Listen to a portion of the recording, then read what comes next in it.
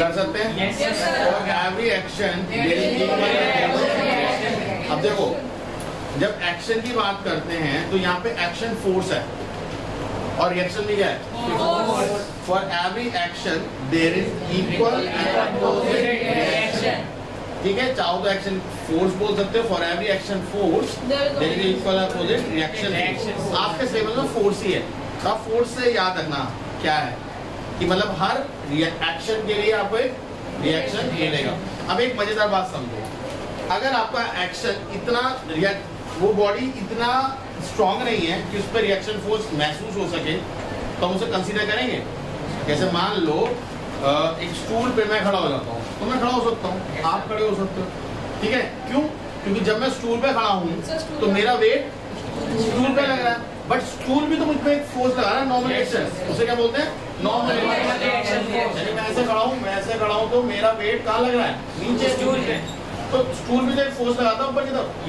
ये normal reaction mg के equal है, यानी किसके इक्वल है? वेट के इक्वल है। किसके इक्वल है? वेट के इक्वल है। तो अगर मैं आपसे पूछता हूँ मेरा वेट है मान लो 70 kg, तो 70 into 10 कर लो, 700 न्यूटन में नीचे की तरफ फोर्स लगा रहा हूँ। न्यूटन फोर्स हमेशा आता है न्यूटन में, अगर वो मास केजी में नहीं है तो केजी में कर लेना, डिवाइड बाय 1000 करके, तो उतनी फोर्स आ गई न्यूटन की। वो न्यूटन की फोर्स ही स्टूल भी ऊपर की तरफ लगा रहा, उसे क्या बोलते हैं? Normal reaction. और ये क्यों हुआ? Because of the Newton third law, for every action there is equal and opposite reaction. But अब मुझे एक बात बताओ, अगर मैं इसी स्टूल पे हाथ ही चढ़ाऊं तो क्यों? क्योंकि उतनी फोर्स के लिए वो अकोमोडेट नहीं है, उतनी फोर्स के लिए वो नहीं बना। समझ में आया? तो अगर वो उस फोर्स को स्टेबल कर ले, हम उसे ऐसा बना दे कि वो झेल ले, तो हाँ उसका फोर्स क्या हो जाएगा? नॉर्मलेशन, हाथी के वेट के बराबर। समझ में आई बात या नहीं? Second question, do action and reaction act on the same body? बताओ, do action reaction act on the same body? No sir. मैं स्टूल पे फोर्स लगा रहा हूँ तो स्टूल मुझ पे फोर्स लगा रहा है, मैं स्टूल पे फोर्स लगा रहा हूं तो स्टूल भी मुझ पे फोर्स। तो यू नीड एटलीस्ट 2 बॉडीज। याद है मैंने कल एक कॉइन वाला एग्जांपल बताया था? yes, sir. आपने फोर्स किस पे लगाई थी? कॉइन ने किस पे फोर्स लगाई? सर आप पे। हम पे। समझ में आया? तो यू नीड 2 बॉडी। अकेला मैं अगर ऐसे फेंकता रहा हूं मैं कहीं जाऊंगा? तो वहीं टंगा रह जाऊंगा। क्यों? क्योंकि मैं किसी पे फोर्स नहीं लगा रहा, मुझ पे कोई फोर्स नहीं लगेगा। ठीक है, एक एग्जांपल देता हूँ। एक बॉडी है, ठीक है, वो गोल घूम रही है, बॉडी है गोल घूम रही है, रस्सी से बांध रखी है, तो टेंशन आ रही होगी स्ट्रिंग पे। Yes sir. इस टेंशन फोर्स को हम नाम देते हैं सेंट्रीपिटल। मैंने आपको पहले बताई थी बात, सेंट्रीपिटल। अंदर की तरफ जो फोर्स लगती है उसे क्या बोलते हैं? तो बॉडी अपने आप एक फोर्स बाहर ले लेता है जिसे बोलते हैं सेंट्रीफ्यूगल। क्या बोलते हैं? सेंट्रीफ्यूगल। 2 फोर्स अपने आप बाहर ले लेता है। ठीक है, कभी कीकली खेली है? मैं एक वीडियो शेयर करूंगा, मुझे बताना। वो बच्चा गोल को घूम रहा है मैरी गो राउंड में, जैसे छोड़ता है भट्ट बाहर जाके गिरता है। ठीक है, अब देखो ध्यान से, जब मैरी गो राउंड में वो पकड़ना चाहता है तो फोर्स का लगा रहा है अंदर की तरफ कि मैं उसमें रहूं, बट जैसे हाथ छूट जाता है तो हम कहाँ जाता है? बाहर। ठीक है, अब कई लोग इसको कहते हैं ये एक्शन रिएक्शन फोर्स। नहीं, क्यों एक्शन रिएक्शन फोर्स नहीं? बताओ। क्योंकि 2 बॉडी इन्वॉल्व नहीं हो रहा। अभी हमने क्या पढ़ा? एक्शन रिएक्शन फोर्स में कितनी बॉडी इन्वॉल्व होती है? 2। कहाँ है 2 बॉडी? तो एक ही बॉडी है ना। yes, एक बॉडी पे आपने फोर्स लगाया तो उसी बॉडी ने इमेजिन करा या उसी बॉडी ने एक एक्सपीरियंस करा एक फोर्स आउटवर्ड भी, क्योंकि उस फोर्स का बैलेंस करना। अगर ये इनवर्टेड फोर्स लगेगी तो हर बॉडी तो अंदर घुस जाएगी। yes, भाई मान लो ये इलेक्ट्रॉन है, ये न्यूक्लियस है, न्यूक्लियस पॉजिटिव चार्ज होता है, इलेक्ट्रॉन को खींचेगा ना। yes, अंदर क्यों नहीं घुस जाता? क्योंकि वो खुद से एक सेंट्रीफ्यूगल फोर्स बाहर की तरफ लगा रहा होता है। जब ये इलेक्ट्रॉन जब छूटता है न्यूक्लियस से बाहर निकल जाता है। समझ में आया? तो आप समझो इस चीज को कि कोई भी बॉडी जो कि रोटेट हो रही है उसमें 2 फोर्स लगती है, सेंट्रीपिटल सेंट्रीफ्यूगल। तो आपसे पूछ सकते हैं आर दे एक्शन? अब देखो, अगर डेफिनेशन वाइज बोले तो बिल्कुल फिट बैठ रही है। For every action there is equal and opposite reaction. और ये क्या होता है? जितनी सेंट्रीपिटल है यानी जो अंदर की तरफ लग रही है उतनी सेंट्रीफ्यूगल है। तो अगर डेफिनेशन के वाइज देखें तो बिल्कुल सटीक है। भाई जितनी अंदर लग रही है उतनी बाहर लग रही है, तो सही है। बट आप एक लॉ को भूल गए या एक पॉइंट को भूल गए कि वो हमेशा किस पे एक्ट करता है, दो फोर्स। आप एक एक्शन लगाइए किसी बॉडी पर, तब आपको रिएक्शन फोर्स महसूस होगी। आपको कितनी बॉडी चाहिए? कम से कम एक बॉडी से नहीं हो सकता। बात समझ में आया? बात समझ में आई? चलो अगला, next. Write the statement of action and reaction in the following cases. A swimmer pushes the wall of swimming pool. बताओ, swimmer pushes the wall of the swimming pool, तो एक्शन फोर्स कौन है? जो पुश कर रहा है, और जो वॉल उसे पुश करती है वापस। क्लियर है? Next. A book lying on a table. ये तो हमने अभी एग्जांपल लिया, वही सेम है। वेट एक्शन है, जो और जो टेबल उस पर नॉर्मल रिएक्शन फोर्स, जब भी तो उसका का फुल फॉर्म याद है तो उसकी नॉर्मल फोर्स नहीं थी, नॉर्मल रिएक्शन फोर्स था। उस फोर्स का नाम, उस क्वांटिटी फोर्स का नाम ही क्या था? Normal reaction force. तो रिएक्शन फोर्स है किसकी वजह से? उस वेट के। अगर बुक उठा लो टेबल से तो कोई नॉर्मल रिएक्शन फोर्स नहीं है। ठीक है, आगे। Firing a bullet from a gun. Bullet पे आपने फोर्स लगाया, गन ने बुलेट पे फोर्स लगाया, तो बुलेट ने ये फोर्स लगाया जो हमें लगता है, जो ट्रिगर्ड होते हैं, जो पीछे की तरफ लीन बैक होते हैं, वो रिएक्शन फोर्स कर लोगे ना। तो आप बोलोगे the force act on that bullet, the force act on the bullet is the action. वो आप चाहते थे होना, but the reaction force is when bullet apply the force to the body या टू द गन, जो आपने hold कर रखे उसको जर्क बैक जो होता है, वो रिएक्शन फोर्स है। ठीक है, इसे अपने वर्ड्स में लिख लोगे? आगे। A sailor jumps from boat. A sailor jumps, तो जब एक सेलर बोट से कूदता है तो क्या होता है? वो बोट पीछे चली जाती है, तो वो कहाँ जाना मांग रहा है? आगे, यानी वो बोट को पीछे धकेलना मांग रहा है। बट बोट क्या करती है? उसको आगे लेके तू आगे निकल। समझ में आया है नहीं है? Okay. Hammering a nail. Hammering का नेल में क्या होता है? अगर आपको पता नहीं है, आप कभी हथौड़े को मारिए, वो पीछे की तरफ होता है। अगर ज्यादा फील करना है पैर में मार के देखो, अल्लाह की मजा आएगा।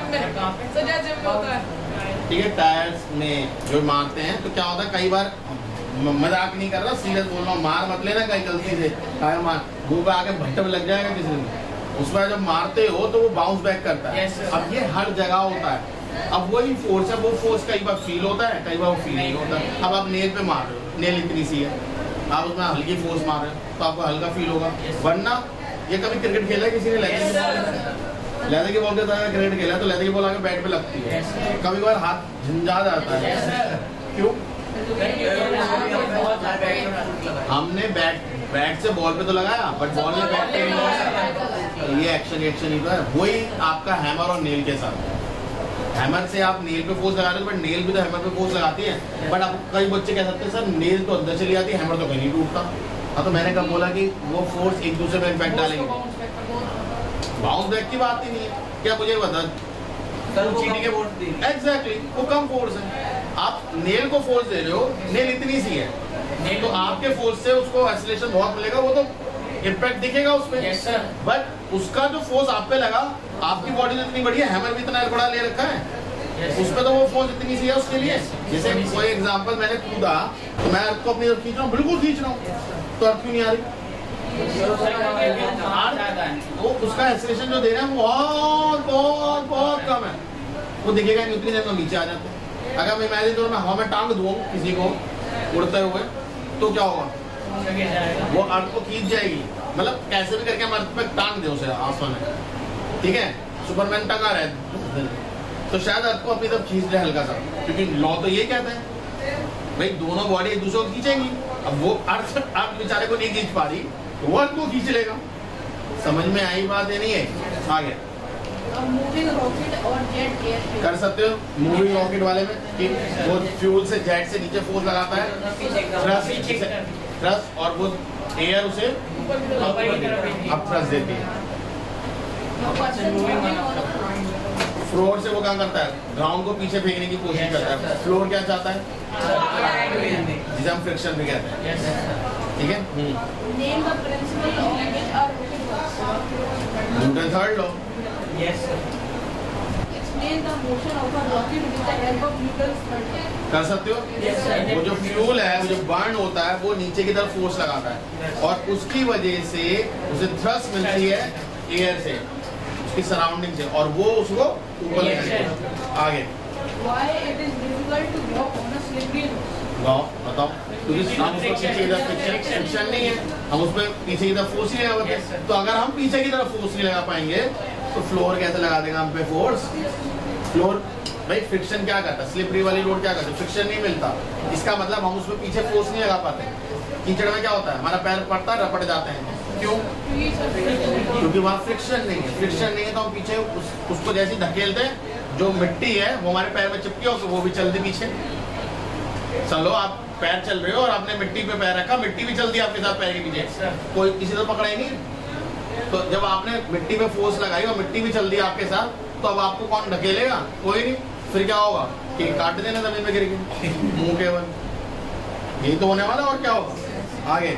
If a man jumps out from a boat, the boat moves backwards. ये सबको पता है। जब वो आगे कूदता है तो भाई आप कहाँ फोर्स चाहते हो? आगे लगाना। आप इमेजिन करो, आप बोर्ड को पीछे कहाँ धकेलते हैं? पीछे ना। असल में बोर्ड से जब आगे आप कूदे हो आगे की तरफ, वो क्यों हुआ है? क्योंकि आपने एक्चुअल में फोर्स लगाया है बोर्ड को पीछे धकेलने के लिए, बट बोर्ड ने आप पे फोर्स लगाया है। ये हमने एक्सपेरिमेंट करा भी है क्लास में, आज भी करेंगे, फिर देखेंगे। Explain why a runner press the ground with his feet before. ये तो सबने करा होगा, रेस तो करिए, ऐसे से करते हो, पहले बिल्कुल गाड़ लेते हो पैर तो घुस जाए, और जब दौड़ते हो तो पीछे की तरफ फोर्स लगाते हो, क्योंकि आप फोर्स कहाँ लगाना मांगते हो? पीछे। ग्राउंड है जो आप पे फोर्स आगे लगाते हो और आपको आगे मूव करने की कोशिश करते हो। क्लियर? देखो इंग्लिश में अगर आपको आंसर लिखने में प्रॉब्लम आ रही है तो आप मुझसे पूछ सकते हो। देखो सबसे बेसिक चीज होती है कॉन्सेप्ट सीखना। कॉन्सेप्ट सीख गए, फिर अब आपको लैंग्वेज में लिखना भी आना चाहिए। भाई अगर आप आईसीएसई बोर्ड में पढ़ रहे हो तो आपको लिखने का तरीका आना चाहिए। अगर आप सीबीएसई बोर्ड में पढ़ रहे हो तो अगेन सीबीएसई बोर्ड दोनों ऑप्शन देता है, इंग्लिश में भी हिंदी में। तो जिस भी बोर्ड में उसमें आपको लिखने का तरीका आना चाहिए। आपको कॉन्सेप्ट आगे है, एक वेंचर आ गया, लिखना नहीं आ रहा, क्या फायदा? सीधी बात है। वर्ल्ड का बेस्ट क्लास शेफ ला दो, बट रोड के ठेले पे बेच रहा है, तुम ज्यादा ज्यादा 50 रुपए 100 रुपए दोगे उसको चीज के लिए। वर्ल्ड का बेस्ट शेफ लाओ, आप नहीं देने वाले उसे 25,000 रुपए। बट वही शेफ अगर एक बढ़िया रेस्टोरेंट में हो, आप 20,000 भी दोगे भाई एक डिश के लिए, जो वहां की फेमस होगी, दोगे। तुम नहीं दोगे तो अगला बंदा देगा जो वहां पे खाने का रखता है ना। अब तुम्हारे को कॉन्सेप्ट आता है, सर कॉन्सेप्ट तो पता है, अबे लिखो ना उस कॉन्सेप्ट को। लिखोगे नहीं तो मार्क्स किस बात पे मिलेंगे? कॉन्सेप्ट अपने अंदर रख के क्या करेगा? साइंटिस्ट बन गए, इंजीनियर बन गए, पुल बनाना आता है तो बनाओ। मैं बना नहीं पाऊंगा बट पता है कैसे बनेगा, तो इंजीनियर को बनाए। फिर प्रोग्राम बनाना आता है, बनाओ। है बन नहीं पाता बट तुम कैसे इंजीनियर हो, कैसे समझ रहे हो? इमेजिन करो डॉक्टर, तुम किसी डॉक्टर पे गए, डॉक्टर की डिग्री है, सब कुछ है, और कह मैं दवाई नहीं दे पाऊंगा, मैं देख नहीं पाऊंगा, दवाइयाँ पता है सब, बट मुझे कौन सी दवाई दूं? क्यों डॉक्टर है तुम? इमेजिन करो तुम ऐसी गाड़ी में बैठे हो जहाँ ड्राइवर कह रहा है मैंने डॉक्टर ड्राइविंग से ड्राइविंग सीखी है। बैठोगे उस गाड़ी में, कल को पता चला बगल वाले गाड़ी में ठोक रहा है, वो दबा दबा के कह रहे मूव क्यों नहीं हो रही? समझ में आ रहा है? आगे बढ़ो। If a balloon filled with air and its mouth untied, it releases with its mouth. Okay, कल ये वाला एक्सपेरिमेंट हम करेंगे। तो भैया एक बैलून ले आना, ठीक है? तुम तो रहने दो, तुम तो कुछ ना लाते, तुम्हें हर बार कुछ मंगवाया है, वो तुमने बोला कल ले आना। चलो एक बंदा और लाएगा, इसके अलावा कौन लाएगा? शुक्ला साहब रहने दो, तुम ना लाते कुछ। लक्ष्य तुम रहते हो यार, नहीं ले आना भाई। देखो जिसको करना है एक्सपेरिमेंट तो ले आना, ठीक है? बैलून ले आना, अपने आप सीख लेना क्या करना है। आपको कुछ नहीं करना, बैलून को पढ़ना है और पकड़ लेना है और छोड़ देना। तो क्या होगा? वो आना जब आ गया, क्यों आ गया? एयर आ रही है तो एयर भी तो धक्का लगाएगी। यही सेम प्रिंसिपल है रॉकेट का, और कोई प्रिंसिपल यही है प्रिंसिपल रॉकेट का। रॉकेट क्या करता है? थ्रस्ट ही तो लगा रहा है, तो एयर क्या लगाते उस पर? अब थ्रस्ट चल में निकल निकल ऊपर निकल, सही है? बढ़िया। Why does a gunman get a jerk on fire? ये हमने अब एक्सप्लेन कर चुके हैं। वाई गन आगे इमेजिन करो 2-4 बुक्स ले लो, ठीक है? आप उनको लेके जाते हो, आप कौन सी बुक को लेगा? सबसे नीचे वाली ना। ऊपर की 3-4 किताबें क्यों चुपकी चली जा रही? वो नीचे वाली फोर्स ऊपर वाले पे फ्रिक्शन लगाती है, ऊपर वाले नीचे वाले पे फ्रिक्शन लगाती है, बट क्योंकि दोनों फ्रिक्शन बराबर हैं वो एक दूसरे को कैंसिल कर देते हैं, वो नहीं मूव करती। बट अगर मैं 2 बुक दो फटाफट, एक और बुक, अब देखो चल रही है ना साथ हैं? अब क्यों नहीं चली साथ? बताओ अब क्यों नहीं चली साथ? क्योंकि मैंने ऐसे करके छोड़ दिया, मैंने उसको फोर्स छोड़ दिया, मोमेंट ऑफ इनर्शिया की वजह से वो मोशन में थी तो मोशन में रही, बट ये रेस्ट पे थी, रेस्ट पे रही। बट इसकी वजह से मैंने जो बीच में लगने वाला फ्रिक्शन है उसको इम्पैक्टफुल कर दिया ना। मैंने नीचे से जो ऊपर फ्रिक्शन लग रहा है वो ज्यादा ऊपर से नीचे वाले फ्रिक्शन को कैंसिल नहीं कर पाए, तो आपको क्या दिखा? मोशन ऊपर से निकल। बट अगर ये फोर्स एक दूसरे को कैंसिल कर रहे होते तो कोई मोशन दिखा ना पिछले? नहीं दिखाता। ये सबको पता है? चलो अगला करना। How does Newton's third law come in the prime of jet air? अब जेट एयरक्राफ्ट में कैसे लगता है? अब देखो जेट एयरक्राफ्ट में ना एरोडायनामिक्स का एक लॉ भी लगता है, ठीक है? ऐसा नहीं है कि न्यूटन थर्ड लॉ ही लगता है, बट न्यूटन थर्ड लॉ के अलावा भी है। अब देखो ध्यान से, 2 फोर्सेस हैं, एक ऐसे लग रहा है और एक ऐसे लग रहा है, दोनों बराबर है, कोई बॉडी जाएगी? कहीं नहीं जाएगी। बट अगर एक फोर्स ज्यादा हो जाए दूसरे पर, जिस तरफ से ज्यादा है वो उस तरफ मुड़ जाएगी। तो अगर ये प्लेन है और ये प्लेन उड़ना मांग रहा है तो इसके लिए ऊपर लगने वाला जो फोर्स है उसको किससे ज्यादा होना पड़ेगा? नीचे के से ज्यादा होना पड़ेगा। और ऊपर का जो फोर्स है वो एरोडायनामिक्स की वजह से होता है। आप 11th में आओगे, अभी 11th थोड़ा भी तुम 9th प्रेशर चैप्टर पढ़ोगे तभी बता दूंगा। तो आप ज्यादा ऊपर प्रेशर क्रिएट कर दो, लो प्रेशर क्रिएट कर दो। जब ऊपर लो प्रेशर होता है, नीचे हाई प्रेशर होता है, तो नीचे से हाई प्रेशर धक्का देगा ऊपर। अब प्रेशर एरिया पे लगता है तो बनाता है फोर्स। प्रेशर का फॉर्मूला होता है फोर्स अपॉन एरिया। अब प्रेशर किसी एरिया पे अप्लाई होता है तो क्या बन जाता है? फोर्स। अब जैसे मैं किसी को पकड़ के ऐसे दबा दूं, मैं तो प्रेशर लगा रहा हूँ बट तुझे फोर्स महसूस नहीं हो रही, ताकत महसूस हो रही है, तो मैं तो प्रेशर डाल रहा हूँ बट अगले बंदे को फोर्स महसूस हो रही है। क्यों? क्योंकि प्रेशर मैंने किस पे लगाया? हवा पे, एरिया। तो क्या बन गया वो? फोर्स। ऊपर मैंने एरोप्लेन में कम प्रेशर क्रिएट करा, कैसे करा वो हम पढ़ेंगे अभी प्रेशर वाले से। हमने प्रेशर कम कर दिया, इतना समझो। नीचे का है ज्यादा प्रेशर, ऊपर क्या है? कम प्रेशर। तो एयर कहां से कहां धक्का लगाएगी? लो प्रेशर ओ high pressure to low pressure, ऐसे जाता है। तो नीचे से धक्का ऊपर लगाएगा। प्रेशर लग रहा है, एरोप्लेन में एरिया होता है, यस सर, चद्दर होती है, यस सर, एल्यूमिनियम की चद्दर है ना, उसमें फोर्स लग रही है, प्रेशर लग रहा है। प्रेशर जब लगेगा एरिया पे तो क्या बन जाता है? फोर्स। कहां लग रहा है? Upward direction. कहां लग रहा है? Upward direction. और वेट कहां है? नीचे। अगर अपवर्ड डायरेक्शन में जो फोर्स लग रहा है वो ओवरकम कर रहा है किसको? वेट, मतलब उससे ज्यादा, तो एरोप्लेन उड़ेगा नहीं उड़ेगा? भाई अगर ऊपर वाला फोर्स नीचे वाले फोर्स से ज्यादा हो जाएगा तो उड़ जाएगा। यही रीजन होता है एरोप्लेन के उड़ने का। अगर ये ऊपर वाला फोर्स इतना ज्यादा नहीं है वेट से तो कभी नहीं उड़ पाएगा। जब तो एरोप्लेन में मजा थोड़ी आ रहा है उन्हें कि 7 किलो का बैगेज ले जाइए, 21 किलो का बैगेज ले जाइए, तौल के थोड़े थोड़े ले जाने दो, ऐसे सब थोड़ा थोड़ा करके ले आएंगे तो उतना ज्यादा वेट हो जाएगा कि उतना फोर्स लगा ही नहीं पाएगा वो उड़े। समझ में आ रहा है नहीं आ रहा? इतने सारे लोगों के साथ उड़ना है भाई उसे, तो उसको जो फोर्स क्रिएट करता है वो प्रेशर डिफरेंस की वजह से, ठीक है? इसे अभी और डिटेल में पढ़ोगे जब आप प्रेशर चैप्टर पढ़ोगे, अभी फिलहाल इतना समझो, ठीक है? अगला, When two spring balances joined at their free ends are pulled apart, both show the same reading. बढ़िया। अब ये समझो, स्प्रिंग बैलेंस की बात हो रही है। स्प्रिंग बैलेंस क्या नापता है? वेट। क्या नापता है? वेट। कुछ ऐसा होता है कि यहाँ पे कुछ रीडिंग होती है, यहाँ पे कुछ रीडिंग है, यहाँ पे इसके अंदर स्प्रिंग होती है। समझ में आ रहा है? yes, sir. यहाँ पे एक हुक है, ठीक है? ये एक्चुअल में ऐसा होता है। आप लोगों ने देखा होगा, पहले तो आता था, मुझे नहीं पता आता है नहीं आता। कईयों के पास गोल वाला भी होता है, हमारे लैब में सीधा वाला है, ठीक है? यहाँ स्प्रिंग होती है, यहाँ पे एक हुक होता है जिसमें आप कुछ डालते हो, गैस सिलेंडर वाले ज्यादातर लाते हैं, हुक खींचते हैं तो कांटा ऐसे घूमता है, वैसे ही कुछ होता है। वो कह रहे हैं इन दोनों को ऐसे कर दो, यहाँ मैं ऐसे खींच रहा हूँ, मैं किसे खींच रहा हूँ, एक को नहीं खींच रहा। जितनी रीडिंग यहाँ दिख रही है उतनी रीडिंग वहाँ दिखेगी। क्यों? क्योंकि जितनी फोर्स मैं इस पे लगाऊंगा ये तो न्यूटन थर्ड लॉ है। तो आप समझना है क्यों एक दूसरा वाले पे क्यों रीडिंग, हम तो एक को मूव कर रहे हैं उस पे, क्योंकि उतनी फोर्स वो उस पे भी लगा रहा होगा। That is Newton third law. For every action